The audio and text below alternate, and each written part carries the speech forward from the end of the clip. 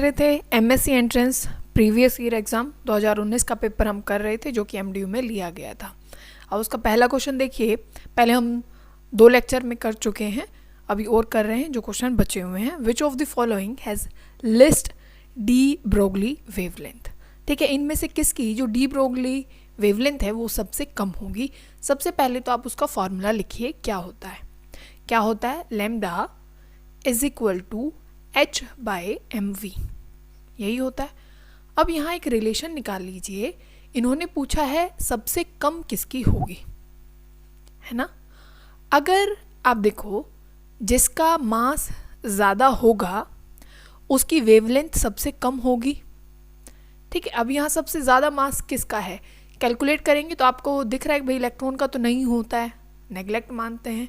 फिर प्रोटॉन का है सबसे, फिर ज़्यादा किसका रहेगा CO2 का, और जो सबसे मैक्सिमम रहेगा मास वो रहेगा SO2 का, मतलब इसी की वेवलेंथ सबसे कम होगी। तो इसका आंसर क्या रहेगा, डी। अब देखो नेक्स्ट क्या है, द ज्योमेट्री ऑफ AsF5 मतलब आर्सेनिक पेंटा फ्लोराइड जो है उसकी ज्योमेट्री आपको बतानी है। तो क्या होगी, ट्राइगोनल बाय पिरामिडल, क्योंकि 5 लगाने हैं तो ट्राइगोनल बाय पिरामिडल ही क्या है इसकी ज्योमेट्री है, क्योंकि लोन पेयर भी नहीं बचने वाले। अब ये आपको ध्यान से समझना है, the effective nuclear charge at the periphery of the chromium atom using Slater's rule. ठीक है, जहाँ आप इफेक्टिव न्यूक्लियर जो चार्ज निकाला करते हैं, ठीक है, वो आपको लगाना है, उसी को हम स्लेटर्स रूल बोलते हैं।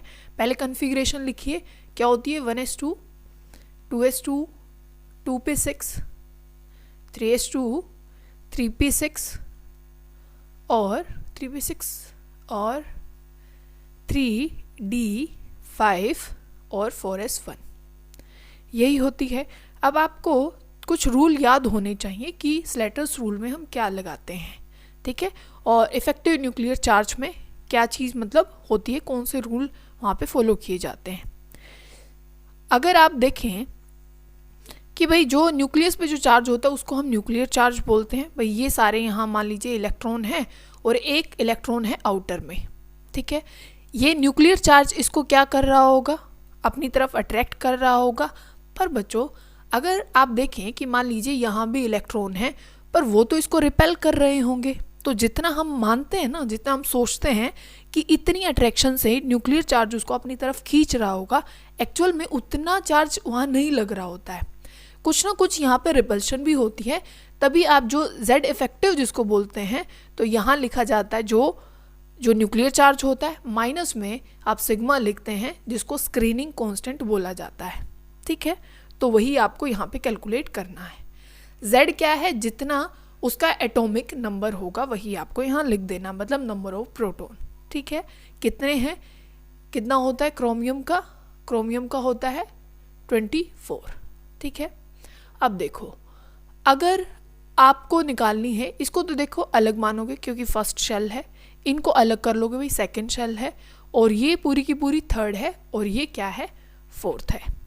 ठीक है, अगर आप किस में निकालते हैं ND और NF में कैलकुलेट करते हैं न्यूक्लियर चार्ज, तो वहाँ पे अगर N शेल है, N माना जाता है इस वाली शेल को, इसको बोलोगे N-1, ठीक है, इसको आउटर N बोलोगे, N-1 N-2 और ये है N-3। N की वैल्यू मानी जाती है बच्चों, जितने भी इलेक्ट्रॉन होंगे वहाँ बोलोगे 0.35। ठीक है, उसके अंदर जो होगा N-1 उसको मल्टीप्लाई करोगे, मतलब उसकी जो सिग्मा की वैल्यू रहती है वो 0.85, और जितने बाकी रह गए उनकी बोली जाती है 1। ठीक है ना, अब कैलकुलेट करना है, जितने इलेक्ट्रॉन हैं उनसे मल्टीप्लाई कर दीजिए। जैसे 2 हैं, इनटू में कितने इलेक्ट्रॉन हैं, ये 2 हैं। एक मिनट, इसको ठीक करते हैं, एक मिनट, 2 नहीं है, 1 वैल्यू तो 1 आएगी ना यहाँ पे। ठीक है, कि मान लीजिए इलेक्ट्रॉन कितने, सॉरी यहाँ पे ये 2 नहीं आएगा ना, इलेक्ट्रॉन तो 2 ही हैं, पर जो सिग्मा की वैल्यू है वो कितनी हो जाएगी, 1 हो जाएगी, है ना। यहाँ पे कितने इलेक्ट्रॉन हैं, 6 इसके 2 इसके 8 इलेक्ट्रॉन हैं, और सिग्मा की वैल्यू कितनी मानी थी मैंने यहाँ पे भी 1, है ना। और यहाँ कितने हैं इलेक्ट्रॉन, ये 5 ये 6 और एक और ये 2 रहे, ठीक है। मतलब जितने भी इलेक्ट्रॉन होंगे वो आप यहाँ पे कैलकुलेट करके इनटू में 0.85 कर देंगे और यहाँ पे n इंटू में 1 और यहाँ पे सिग्मा की वैल्यू कितनी होगी 0.35। तो लगभग यहाँ पे जो आप कैलकुलेट करेंगे पूरा मल्टीप्लाई करके वो लगभग आएगा 21.4, ठीक है। और उसको माइनस कर दोगे किस में से, 24 में से, तो आपकी जो वैल्यू आ जाएगी वो आ जाएगी 2.60, ठीक है। अब आपको क्या बताना है, the theoretical value of magnetic moment of GD3।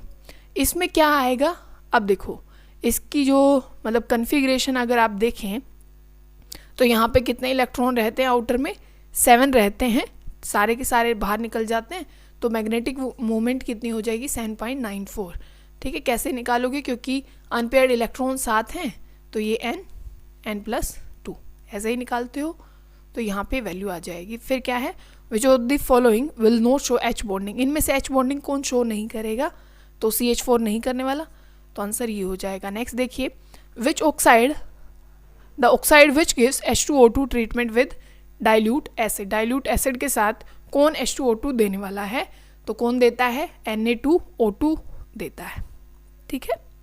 ये आपको ध्यान रखना है।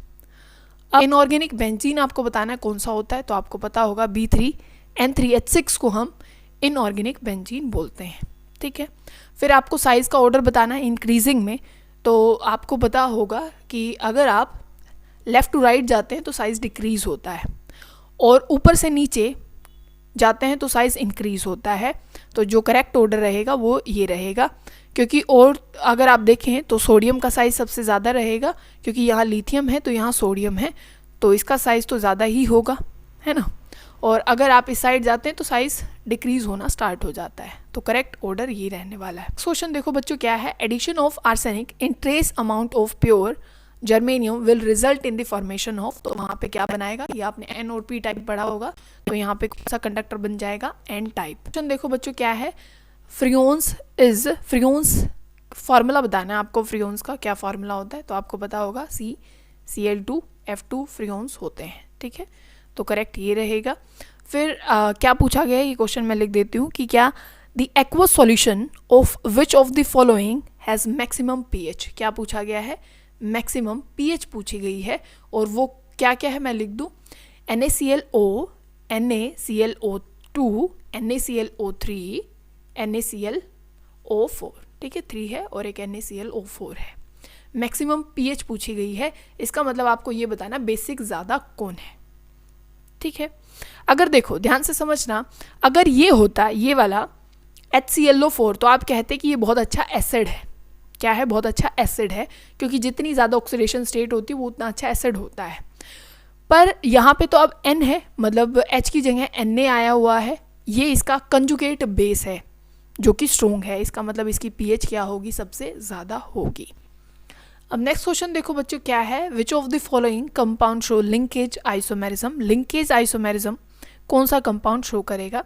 यहाँ पे ऑप्शन थे, यहाँ था कोबाल्ट और यहाँ अमोनिया, एक मिनट बच्चों, और यहाँ था अमोनिया NH3 और ये 5 टाइम्स, और यहाँ था NO2 और बाहर लगा हुआ था Cl2, ठीक है।